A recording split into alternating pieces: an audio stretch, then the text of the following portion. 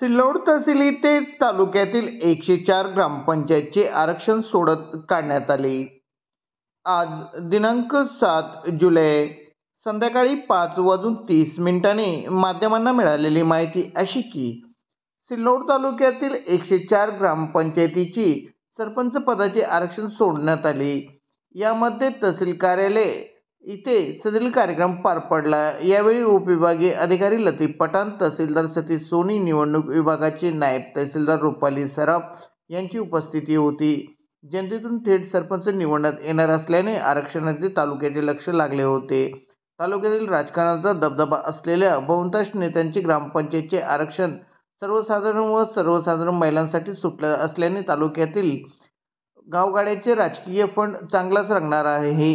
यामध्ये सर्वसाधारण 28 ग्रामपंचायतीची तर सर्वसाधारण महिला 29, नागरिकांचे मागासवर्ग ओबीसी 14 व ओबीसी महिला 14, अनुसूचित जमाती 5, अनुसूचित जाती महिला 5, अनुसूचित जमाती 4, अनुसूचित जमाती महिला 5 अशा एकूण 104 ग्रामपंचायती सरपंच पदाचे आरक्षण जाहीर करण्यात आले आहे.